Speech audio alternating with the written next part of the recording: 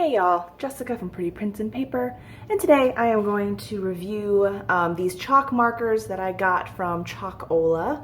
I know that some people really love doing signs and lettering for other purposes like wedding signs or fun signage for shops and such, and chalk markers are a great way to do that on bigger scales. So I'm going to talk through these markers and I'll show you a little bit about how I personally use them.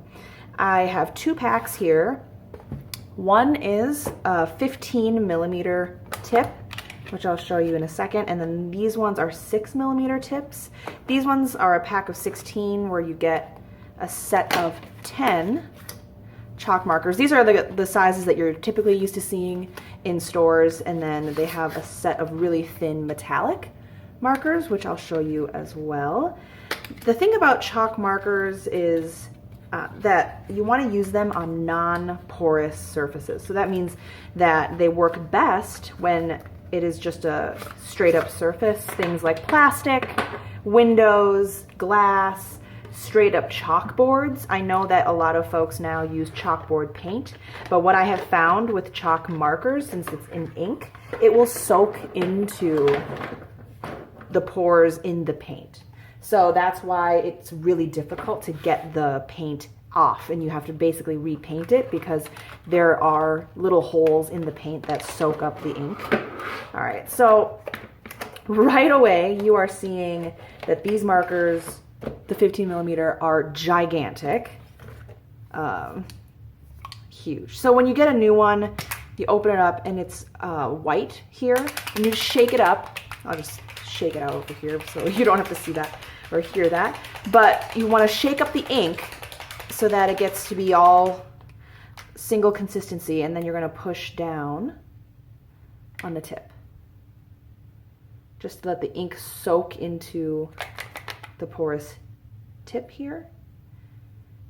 These markers are great for huge signs because the little ones you start writing in, and by the time you filled up a sign, filled up your letters, you've used up an entire one or two markers in and of themselves. So this will be a nice alternative. So you can see that the ink is starting to seep into that tip there. So the first time you prep them, it takes a couple minutes, but once you do it the first time, much easier, and the ink will flow right from here. So this is a chisel tip, which is a different experience than doing like a bullet tip. For lettering, I typically use a bullet tip because you have a little bit more control in terms of how narrow the front part of it gets. But if you have this edge here, it should be okay.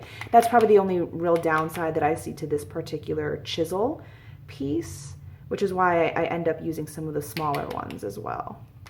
So I'm going to let that soak in there for a second and prep another one. So these 6 millimeter ones are ones that you would typically see size-wise. So you have a range of color, and they tend to be pretty fluorescent. So you're not getting like a true emerald green, you're getting kind of a neon color set here with these kind of more muted tones in the middle here. So the color selection, you don't have like a true blue, you kind of have a periwinkle blue. So if that's what you're looking for, you're not getting it in this particular set, but you do get this purple, which, if you know, is my favorite color. So I'm rolling with that. And the same thing, so this one's a bullet tip, 6 millimeter, and you want to shake up the ink, push down. This one should go a little faster as well.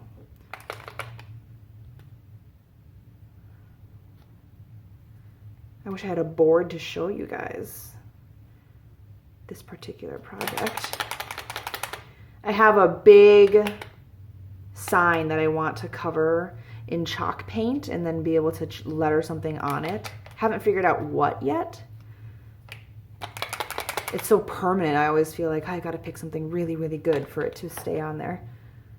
Big sign. So here's the purple coming down into the bullet tip. To letter with these, because you don't ever really have brush tip chalk markers, you do fake calligraphy. And so I have bought a bunch of these little chalk signs from Michael's. They're about $2 to $3. At the end of the season, they were half off or something like that. So stocked up on a couple of them. And you want to do some fake calligraphy to use the chalk markers for the lettering effect. So I'm just going to write Home Sweet Home on here. Move this out of the way.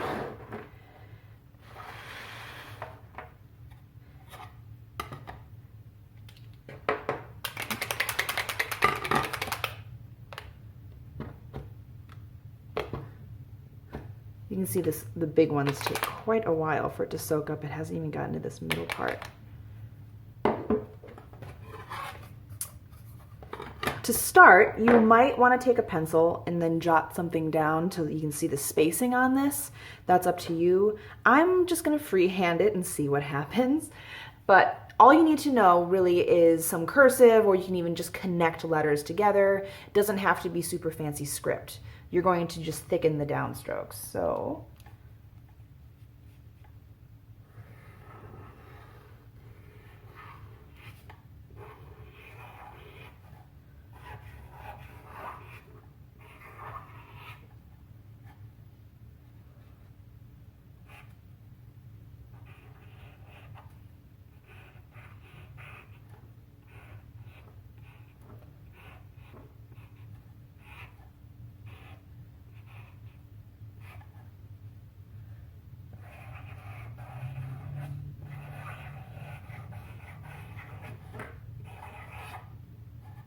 So I just added in some cursive, did some slight composition here for a break in the middle.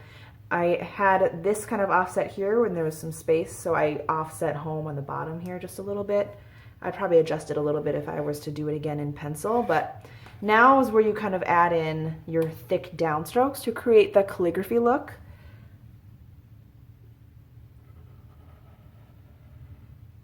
You want to be careful because when you get to the tops, you want to make sure that the thick part ends right in the center of the curve. So on the O, you want to make sure that all the thick parts stop by the midline of the curve, and that's what creates that effortless look. When I'm deciding which side of the line to thicken, I look at the white space in between the letters.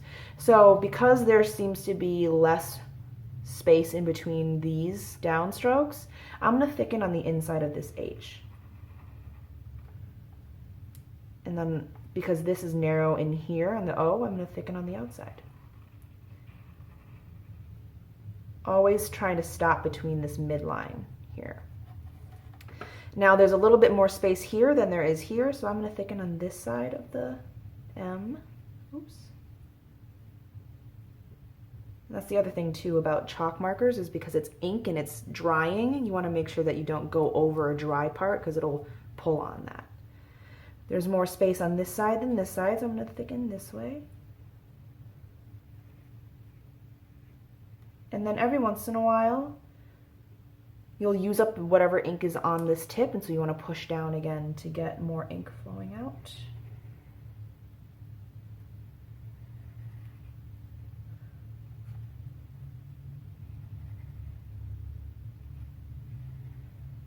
So again, I'm stopping at this midline, that thick stroke.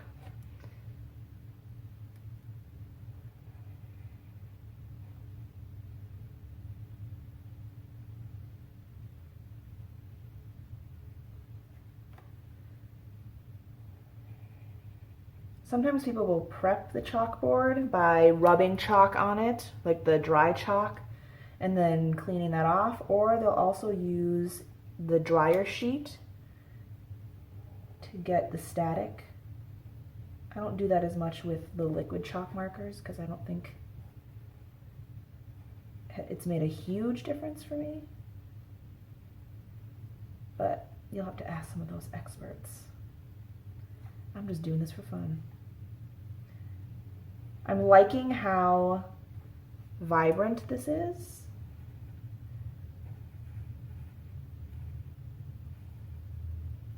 Because again, purple is my favorite color.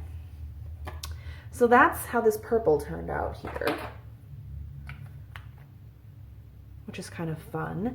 And you can always add some decoration in terms of you can, etch in.